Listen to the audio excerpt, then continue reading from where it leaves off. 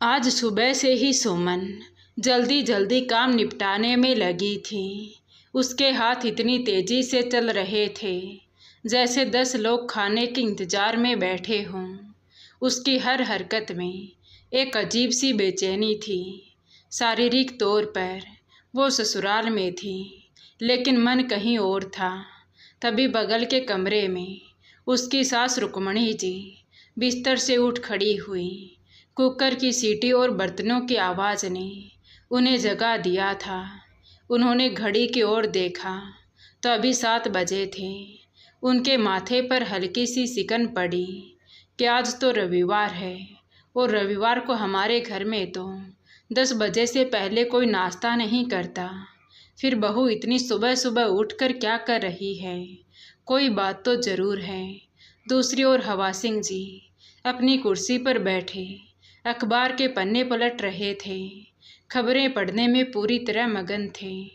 तभी कुछ ही देर बाद सुमन काम निपटाकर कमरे में चली गई। फिर तैयार होकर सास ससुर के कमरे में दाखिल हुई और फिर अपने सास ससुर के पैर छूते हुए बोली, माँ पिताजी, मैं आज अपने मायके जा रही हूँ। उसकी आवाज़ में हिचकिचाहट साफ झलक रही थी। इतना सुनते ही रुक्मणी जी का चेहरा सख्त हो गया और हवा सिंह जी ने अखबार नीचे रख दिया। दोनों की निगाहें एक साथ सुमन पर टिक गई। क्यों, 1 हफ्ता भी नहीं हुआ जब तू मायके होकर आई थी, फिर आज कौन सी ज़रूरत आ पड़ी वहाँ जाने की? रुक्मणी जी ने सवाल किया तो सुमन ने थोड़ा झिझकते हुए कहा, वो माँ जी, मेरी माँ की तबीयत ठीक नहीं है। पापा अकेले सब कुछ संभाल रहे हैं। खाना तो वे जैसे तैसे बना ही लेते हैं, लेकिन मैंने सोचा आज जाकर घर के बाकी काम संभाल लूँ। माँ की दवाइयाँ और टेस्ट रिपोर्ट भी ले आऊँगी। सुमन के इतना बोलते ही पल भर के लिए कमरे में सन्नाटा छा गया। सुमन के होठ कुछ कहने को हिले, मगर शब्द गले में ही अटक गए। सास ससुर की चुप्पी को वो अच्छी तरह पहचानती थी। ये मौन सहमति से कहीं ज़्यादा गहरा और भारी होता था। थोड़ी देर खड़ी रहने के बाद भी जब कोई जवाब नहीं मिला तो वो असहज होकर बोली, वैसे माँ जी, मैंने नाश्ता बनाकर रख दिया है। दोपहर के लिए सब्जी भी बना दी है। आपको कोई परेशानी नहीं होगी। इतना कहने के बाद भी किसी ने कुछ नहीं कहा तो सुमन चुपचाप अपने कमरे में लौट आई। इधर रुक्मणी जी और हवा सिंह जी एक दूसरे की ओर देखने लगे। हमसे तो बड़ी भूल हो गई। रुक्मणी जी ठंडी सांस छोड़ते हुए कहा, अपने ही शहर की लड़की को बहू बनाकर ले आए। जब भी मन होता है मुँह उठाकर चल पड़ती है। ससुराल तो जैसे होटल हो गया है, जब जी चाहे आओ, जब जी चाहे चले जाओ। रुक्मणी जी ने गुस्से में कहा तो हवा सिंह जी ने हामी भरते हुए गुस्से में अखबार मोड़ते हुए बोले, ये बहुएं तो जितना सिर पर चढ़ाओ उतने ही ज़्यादा इनके पंख उड़ने लगते हैं। अरे हफ्ता पूरा नहीं हुआ पिछली बार गए हुए, अब फिर मायके जाने की तैयारी। आज जाती है तो चली जाए, लेकिन आइंदा से समझा देना बहू को। रुक्मणी जी की आंखों में अब खिज के साथ साथ नाराज़गी भी दिखने लगी। उन्होंने हवा सिंह जी की बात पर सहमति जताते हुए कहा, सही कहते हैं जी आप, बहू की लगाम कसकर रखनी पड़ेगी। रोज़ रोज़ मायके जाना हमारे यहाँ नहीं चलेगा। अब तो जैसे बहू नहीं, कोई मेहमान हो गई। 2 दिन यहाँ तो तीसरे दिन वहाँ। फिर हवा सिंह जी बोले, और वो सुनील भी तो कुछ नहीं कहता। उसकी शायद बीवी के आगे बोलने की हिम्मत ही नहीं होती, जोरों का गुलाम कहीं का।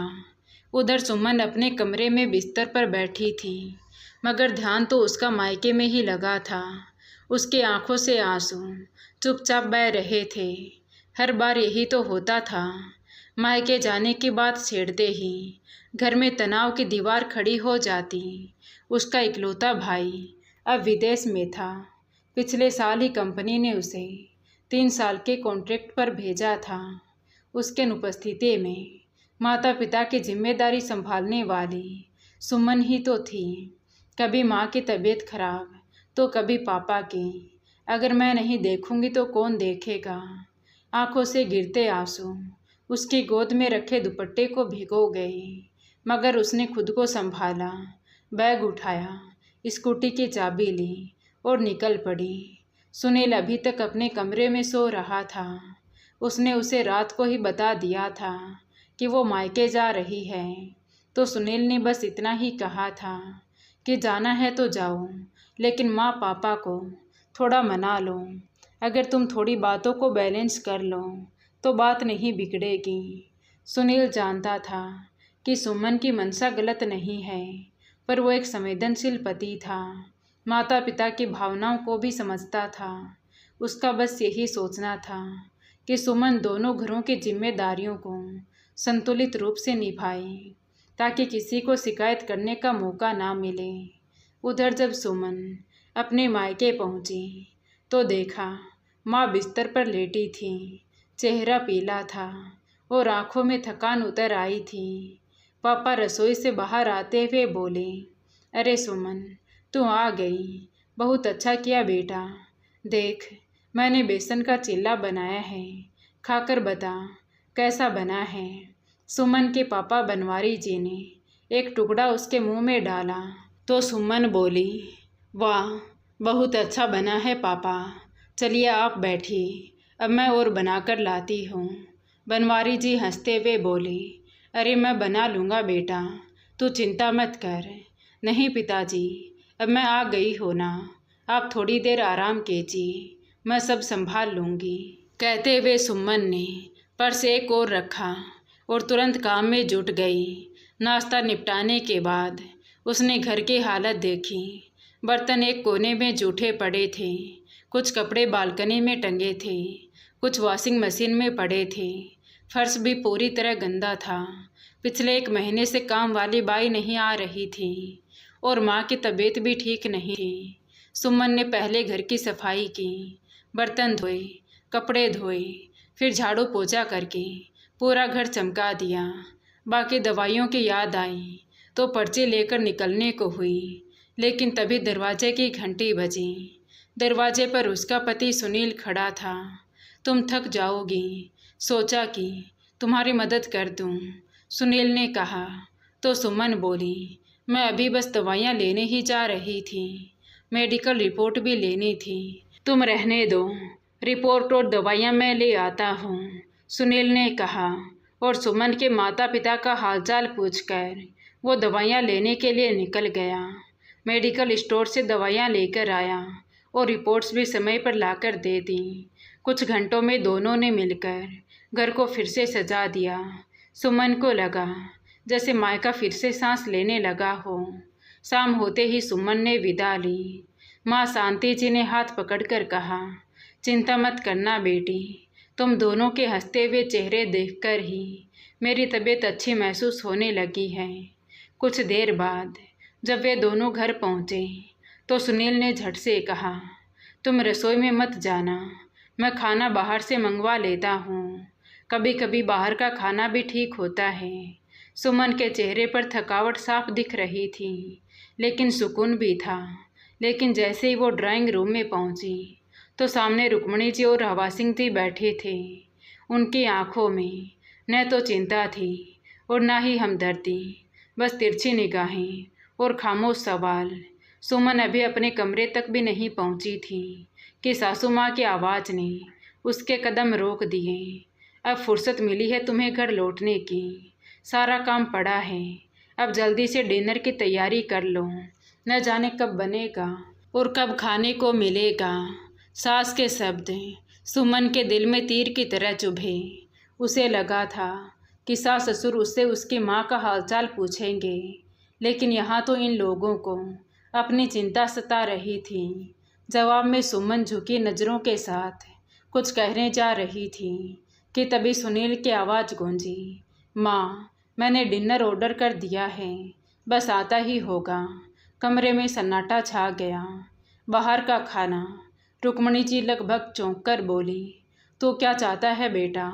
जैसे बहू की माँ वहाँ बिस्तर पर पड़ी है, वैसे हम भी बिस्तर पकड़ लें बाहर का खाना खिलाकर बीमार करने का इरादा है क्या तुम्हारा? सुनील ने शांत स्वर में जवाब दिया। अरे नहीं माँ, कभी कभी तो चलता है। सुमन सुबह से मायके में काम कर रही थी, थक गई है। एक दिन बाहर का खाना खा लेंगे तो कुछ नहीं बिगड़ेगा। सुमन चुपचाप खड़ी रही। तभी रुक्मणी जी ने तीखे स्वर में कहा, ठीक है, आज बाहर से खा लेंगे, लेकिन ये हर बार का काम नहीं होना चाहिए। हवा सिंह जी, जो अब तक खामोश थे, कहने लगे, देख सुनील, तो अपनी बीवी का पक्ष तो ले रहा है, लेकिन ये रोज़ रोज़ मायके भागने की आदत ठीक नहीं है। बहू है, ससुराल की जिम्मेदारी निभानी चाहिए उसे। 2-4 महीने में कभी तीज त्योहार पर जाए तो अच्छा लगता है, लेकिन ये रोज़ रोज़। बाबूजी, बात अच्छे या बुरे की तो है ही नहीं। उसकी मम्मी की तबीयत सच में ठीक नहीं थी, उन्हें ज़रूरत थी सुमन की, सुनील ने कहा। तो रुक्मणी जी तीखे लहजे में बोली, अरे अब बुढ़ापा है तो कुछ ना कुछ तो लगा ही रहेगा। ऐसे में उनके बेटे को होना चाहिए था उनके पास। वो विदेश जाकर बैठा रहे और यहाँ परेशानी हमें उठानी पड़ रही है। सुमन का मन भारी हो गया। माँ जी, भैया 3 साल के लिए गया है, 1 साल तो बीत चुका है, तो क्या तब तक तुम यही सब करने वाली हो? रुक्मणी जी ने बीच में ही कटाक्ष किया तो सुमन ने पलटकर जवाब देने की कोशिश की। माँ जी, मेरी माँ की तबीयत, लेकिन उसकी आवाज़ कमज़ोर पड़ गई। सुनील ने उसका कंधा हल्के से दबाया और इशारों में ही उसे चुप रहने को कह दिया। तभी दरवाजे की घंटी बजी। खाना आ गया था। सुनील ने टेबल पर खाना लगाया और सुमन से बोला, तुम हाथ मुंह धो लो, मैं प्लेट्स लगा देता हूँ। सुमन मुस्कुरा दी, लेकिन उसकी आंखों में नमी थी। डिनर के बाद दोनों कमरे में आए तो सुनील सुमन के पास बैठते हुए बोला, सुमन, माँ पिताजी की बातों को दिल से मत लगाना, वे बस पुराने ख्यालों के हैं। सुनील, मैं कोशिश करती हूँ। सुमन की आवाज़ भर आई, लेकिन माँ बीमार है, पापा अकेले हैं, मैं उन्हें कैसे छोड़ दूँ? और यहाँ तो मेरी सांस लेने पर भी सवाल उठते हैं। सुनील ने उसका हाथ थामा। मैं हूँ ना, धीरे धीरे सब ठीक हो जाएगा। अगली सुबह रुक्मणी जी और हवा सिंह जी सोफे पर बैठकर टीवी देख रहे थे। रसोई में सुमन नाश्ता तैयार कर रही थी। इधर सुनील अपने ऑफिस बैग में फाइलें ठूस रहा था, बार बार घड़ी की ओर देख रहा था। सुमन, मैं निकल रहा हूँ, उसने रसोई की ओर आवाज़ लगाई। हाँ, नाश्ता टेबल पर रख दिया है, सुमन ने जवाब दिया, लेकिन उसका मन कहीं और था। वो मायके की चिंता में डूबी थी। माँ की तबीयत अभी पूरी तरह ठीक नहीं थी और काम वाली बाई के न आने से घर का काम पापा के कंधों पर था। उसने कुछ सोचा, तभी उसे अपने मायके के पड़ोस में रहने वाली कमला आंटी की याद आई। उसने फटाफट फ़ोन उठाया और नंबर डायल किया। हाँ सुमन बेटा, सब ठीक तो है ना? कमला आंटी की गर्मजोशी भरी आवाज़ सुनकर सुमन को थोड़ा सुकून मिला। हाँ आंटी, बस माँ की तबीयत की चिंता है और काम वाली बाई भी तो नहीं आ रही। क्या आप कोई भरोसेमंद बाई का इंतज़ाम कर सकती हैं? अरे बेटा, ये तो छोटी सी बात है, कमला आंटी हंसते हुए बोली। मैं देखती हूँ, तू फिक्र मत कर। सुमन ने फ़ोन रखा और नाश्ता टेबल पर सजाया। रुक्मणी जी और हवा सिंह जी चुपचाप खाने बैठे। उसी खामोशी में कल की नाराज़गी की हल्की सी गंध थी, लेकिन सुमन ने ध्यान नहीं दिया। वो अपनी सोच में ही गुम थी। दोपहर का खाना निपटाने के बाद सुमन को मार्केट जाना था। घर की सब्जियां ख़त्म हो चुकी थी और कुछ दूसरा सामान भी लाना था। उसने सोचा, सब काम एक साथ निपटा लेती हूँ। मार्केट में दुकानदारों से मोल भाव करते हुए उसने जल्दी जल्दी सामान खरीदा। अभी वो सब्जी की दुकान की ओर बढ़ ही रही थी कि तभी कमला आंटी का फ़ोन आया। सुमन बेटा, मैंने एक बाई से बात कर ली है, काम दिल लगाकर करती है और ईमानदार भी है। तू एक बार आ जा और उसे सारा काम समझा दे। आंटी, आपका बहुत बहुत शुक्रिया। सुमन की आवाज़ में राहत थी। मैं अभी आती हूँ। उसने स्कूटी मायके की ओर मोड़ ली। ससुराल को बताने का मतलब था कि ताने सुनना, फिर क्या मालूम वो जाने भी देंगे या नहीं। इसलिए उसने सुनील को फ़ोन किया। सुनील, मैं थोड़ी देर के लिए मायके जा रही हूँ।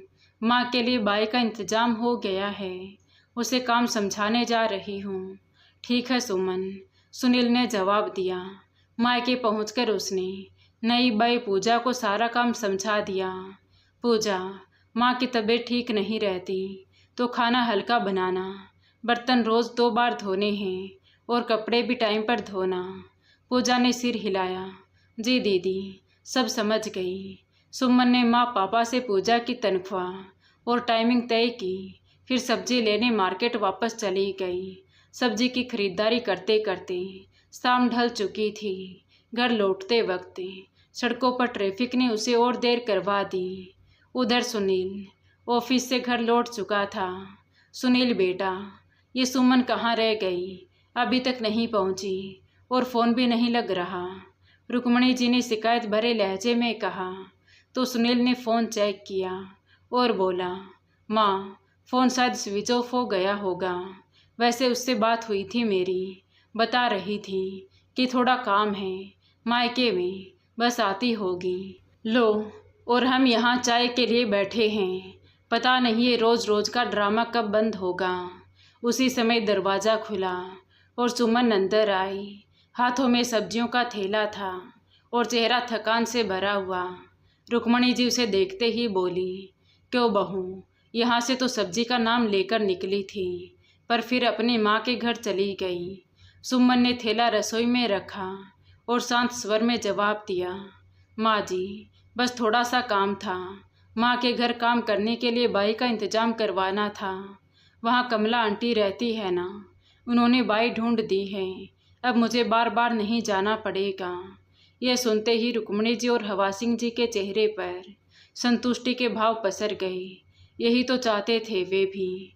फिर रुक्मणी जी ने सिर हिलाया और बोली, अच्छा ठीक है, अब सबके लिए चाय बनाकर ले आओ। और हाँ, सुबह के बर्तन भी जूठे पड़े हैं, वो भी धो देना।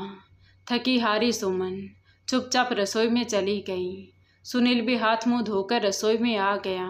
जब तक तुम बर्तन धोती हो, मैं चाय बना लेता हूँ, साथ मिलकर बैठकर पियेंगे। अरे रहने दो, आप ऑफिस से अभी अभी लौटे हैं, चाय मैं बना लूँगी। बिल्कुल नहीं, आज तो चाय मेरे हाथों से ही बनेगी। घबराओ नहीं, चीनी की जगह नमक नहीं डालूँगा। दोनों एक साथ खिलखिलाकर हंस पड़े। धीरे धीरे दिन बीतने लगे।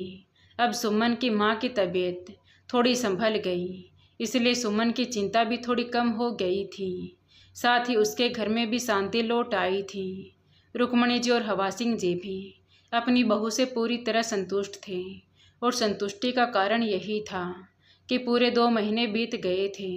सुमन अपने मायके नहीं गई थी, बस किसी काम वाली बाई की तरह दिन रात उनकी सेवा में जुटी रहती। आज रविवार था। दोपहर के खाने के बाद सुमन रसोई की सफाई कर रही थी। बाहर लॉबी में रुक्मणी जी, हवा सिंह जी और सुनील एक साथ बैठकर टीवी देख रहे थे। तभी रुक्मणी जी का फ़ोन बजा। स्क्रीन पर उनकी बेटी पुनीता का नाम चमक रहा था। हाँ बेटी, सब ठीक है। रुक्मणी जी की आवाज़ में उत्साह था। फ़ोन पर कुछ देर बात हुई, फिर जैसे ही उन्होंने फ़ोन रखा, उनका चेहरा खुशी से चमक उठा। अरे बहू, उन्होंने रसोई की ओर आवाज़ लगाई, पुनीता शाम को अपने बच्चों के साथ आ रही है।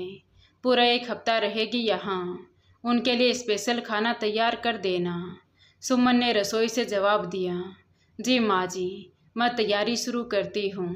हाँ, और सुन, रुक्मणी जी ने उत्साह से कहा, पुनीता को मिक्स वेज बहुत पसंद है, वो बना देना।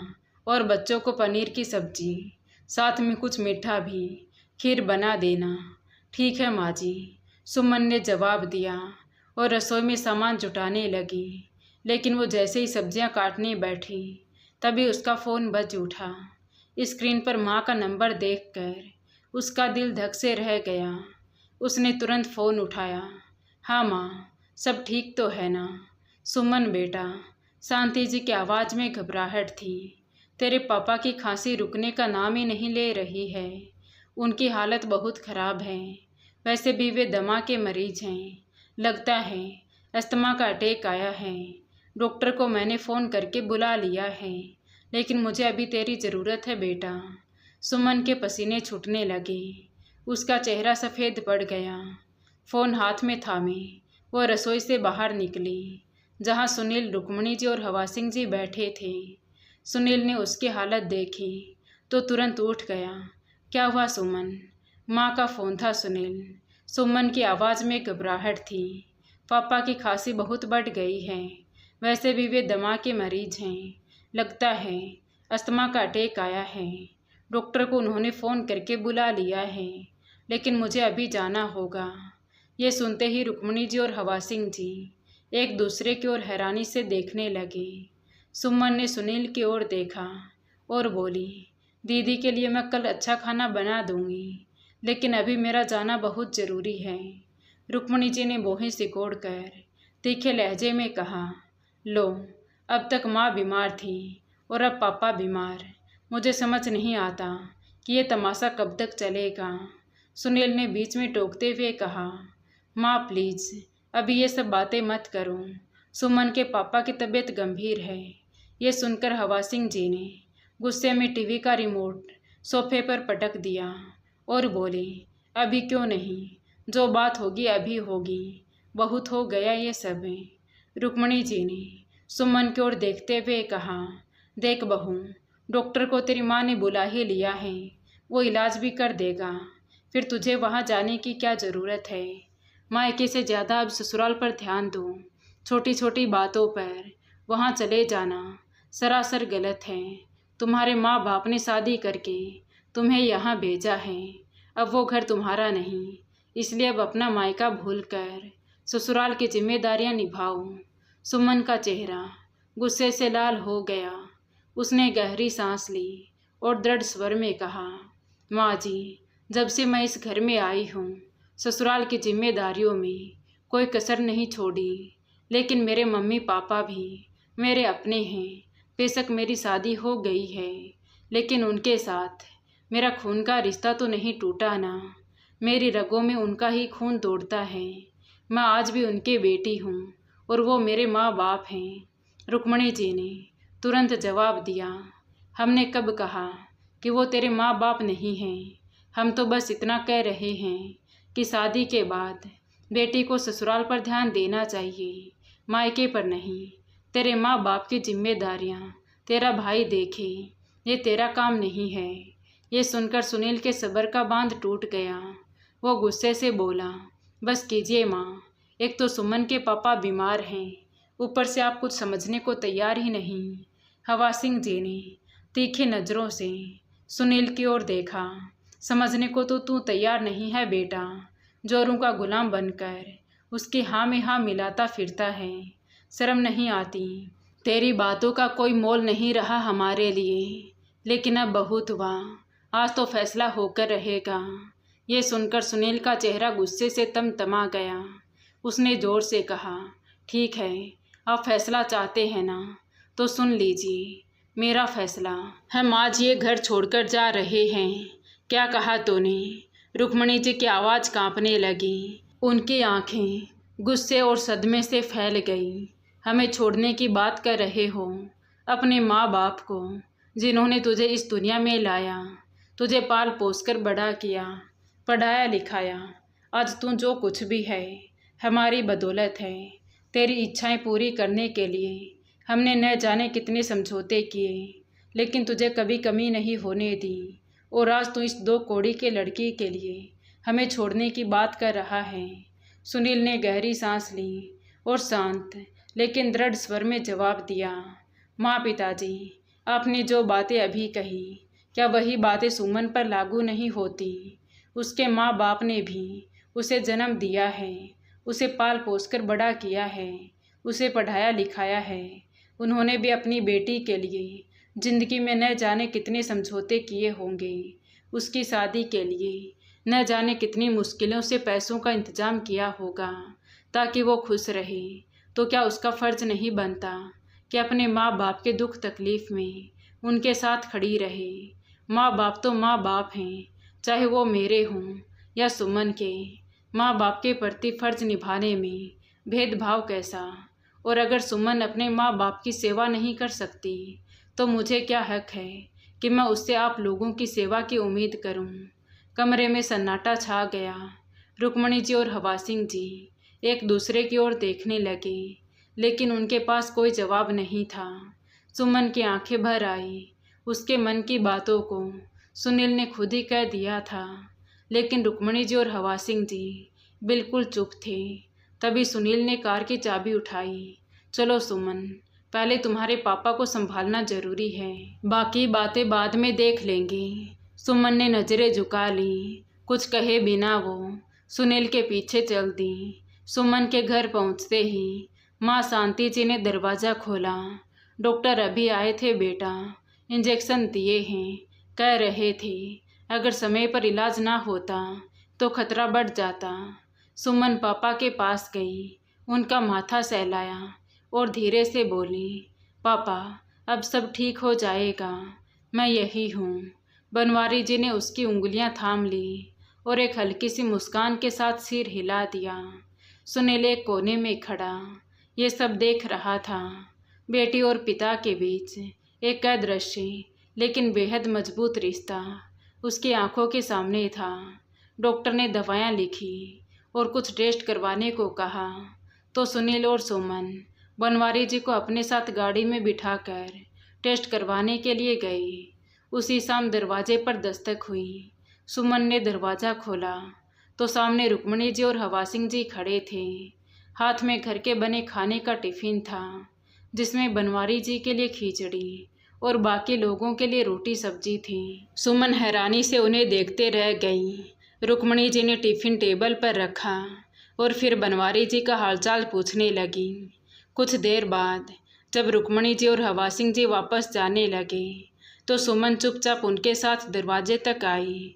दरवाजे की चौखट पर रुकते हुए रुक्मणी जी ने उसका हाथ थामा और पहली बार एक माँ की तरह मुस्कुराकर बोली, बेटी अपने पापा का पूरा ध्यान रखना, जब तक वे ठीक नहीं हो जाते यहीं रहो, बाकी चिंता मत करना, मैं सब संभाल लूँगी। शायद उन्हें समझ में आ चुका था कि बहू कोई जानवर नहीं जिसे खरीद कर लाए और खूंटे से बांध दिया जाए। वो भी इंसान है जिसे अपनी स्वतंत्रता बाकी इंसानों की तरह ही प्यारी है। सुमन स्तब्ध रह गई। वो कुछ कहना चाहती थी पर शब्द नहीं मिले। भरी आंखों के साथ उसने झुककर ससुर जी के पैर छुए और अंदर आ गई। सबने मिलकर टिफ़िन में से खाना निकाला और एक साथ खाना खाया। सुनील उसी रात लौट गया था, लेकिन जब 2 दिन बाद सुमन मायके से लौटकर अपने ससुराल आई तो घर की हवा कुछ बदली बदली सी लगी। अब घर का माहौल पहले जैसा बोझिल नहीं था। जिन सास ससुर की हर बात में कड़वाहट का जहर घुला रहता था, आज उनके लहजे में ममता और प्रेम की मिठास घुल चुकी थी। घर वही था, लोग भी वही थे, बस सोचने का नज़रिया बदल गया था। अब हर बात में बहू को आदेश नहीं दिया जाता था, बल्कि राय ली जाती थी।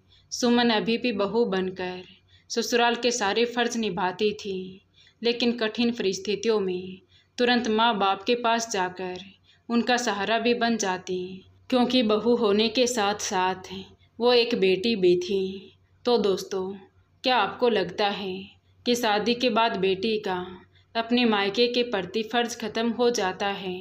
अपनी राय कमेंट करके ज़रूर बताएं। कहानी अच्छी लगी हो तो प्लीज़ वीडियो को लाइक करें, शेयर करें और हमारे चैनल कहानी विद देवांशी को सब्सक्राइब ज़रूर करें। Thank you.